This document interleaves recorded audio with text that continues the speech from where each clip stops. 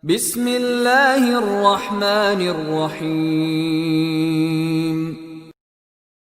Kalau ingin jadi orang yang berilmu, maka mesti belajar. Muta'allimah. Pertanyaannya, kenapa Nabi menggunakan kalimat muta'allimah? Tuh, yang saya tuliskan. Alim, sudah saya terangkan. Ya, jadi alim itu luas. Ayo teman-teman, Anda mungkin ada yang di agama, nggak apa-apa, silakan, siapkan. Jalan. Ada yang di umum. Tapi kalau ingat dengar nasihat saya, kalau Anda berkarir di umum, niatkan itu untuk kepentingan ibadah. Itu pesan saya. Niatkan untuk kepentingan ibadah. Anda sedang pendidikan, sedang belajar, atau Anda kemudian mengamalkan ilmu, ada yang di bidang arsitektur, ada yang insinyur, ada yang dokter, ya, ada yang di birokrat, ada yang di diplomasi. Niatkan untuk ibadah. Sebab ketika Anda niatkan untuk ibadah, maka semua apa yang Anda pelajari saat proses pendidikan itu dituliskan pahalanya. Satu poin itu.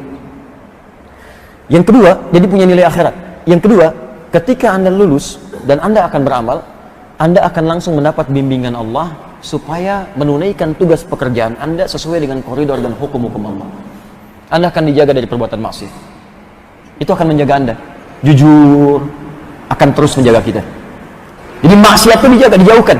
Jadi pejabat, Anda diarahkan pada yang benar. Hal-hal yang buruk itu Allah singkirkan. Dikuatkan benar di jiwa kita.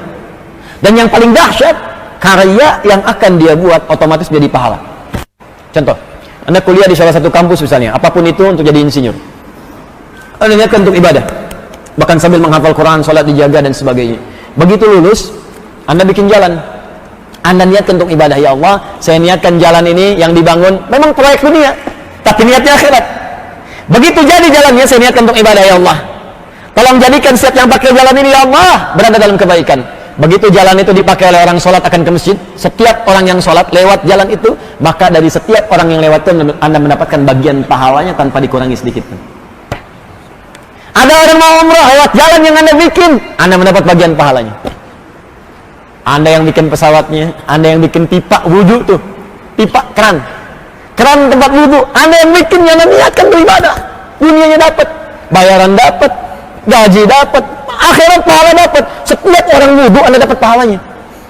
Apa Anda tidak baca di hadis Muslim? Man dalla ala khair falahu ajruhu mithla ajri fa'ilihi min ghairi an yankusa min ajri syai'. Siapa yang menunjukkan, memfasilitasi pada kebaikan, dia mendapat pahala yang sama dengan yang mengerjakannya tanpa dikurangi sedikit pun. Allahu akbar. Siapa yang bikin karpet ini?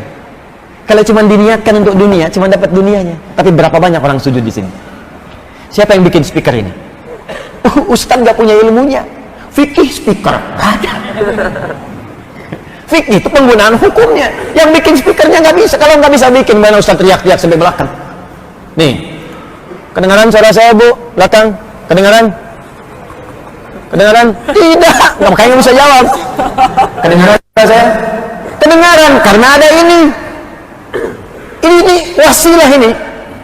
Wasilah, kalau nggak ada ini, nggak akan nyampe suara. Ya, kalau nggak direkam, nggak akan sampai orang-orang menyimak di luar masjid ini. Maka berbahagialah orang yang bikin video, orang bikin kameranya, orang bikin rekamannya, kalau diniatkan karena Allah. Pertanyaan saya, Anda selama kerja ini, bahkan ada yang sudah pensiun, diniatkan ibadah enggak? Berapa pahala Anda hilang sama bertahun-tahun? Ini mumpung yang masih belajar. Saya ada yang masih pakai seragam, teman-teman datang belajar, Masya Allah, berbahagialah Anda. Berbahagialah. Nah, kalau Anda sedang pendidikan seperti ini, sedang belajar, atau Anda yang kalaupun sudah tidak berkarir lagi, datang ke masjid, belajar fikih, belajar hadis, belajar tafsir, maka kata Nabi kalimat yang menggunakan ughdu aliman, au kun aliman, au muta'allima. Kalau belum sampai pada derajat yang pertama alim, maka yang kedua naiki tangganya. Ini akan punya nilai yang sama dengan yang pertama kalau serius. Muta'allim. Jadilah muta'allim.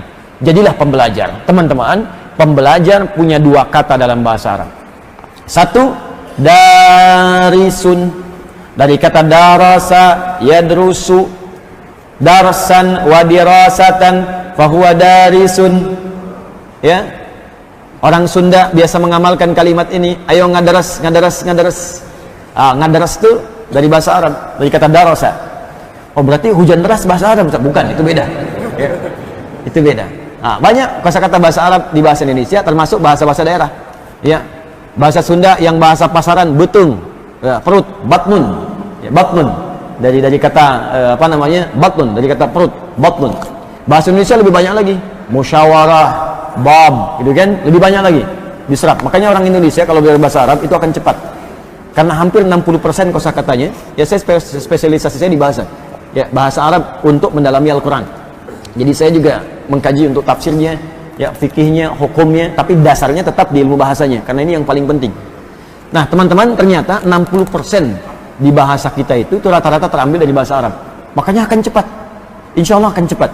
Ya, dan itu ternyata bahasa Arab itu termasuk bahasa yang paling gampang untuk dipelajari. Makanya anak-anak kecil di Arab segini tuh cepat tuh, ya. Wah, langsung ketemu cepat sekali. Ya. Ya, burung beo dibawa ke Arab tuh sana, di Mekah tuh bisa tuh. Ya, 2 hari 3 hari ajarin. Kayak haluk ketemu orang Arab, ayo halak. Alhamdulillah nabi khair. Anta man? Min aina anta? Min al-jinnati wan nas. Ya, wah, itu pokoknya cepatlah beo. Jadi kalau beo aja bisa, masa kita susah? Ya, masa kita susah. Nah, itu darasa yadrusu. Ada yang kedua, ta'allama yata'allamu, ta'alluman fa huwa muta'allim. Ta'allama. Jadi ada darasa. Darasa tempatnya disebut madrasah. Ya, darasa tempatnya disebut madrasah. Ada ta'allama.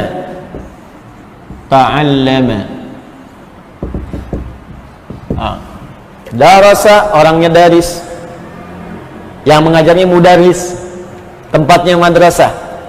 Baik, yang ini ta'allama, orangnya muta'allim. Jadi asal katanya dari sini. Pertanyaannya, kenapa Nabi tidak mengatakan kun atau ughdu aliman au darisan, tapi Nabi mengatakan kun aliman au muta'allima, terambil dari kata ta'allama. Kenapa kalimat ini yang digunakan, bukan kalimat yang ini? Apa rahasianya? Itu akan kita kaji di pertemuan berikutnya, insyaallah.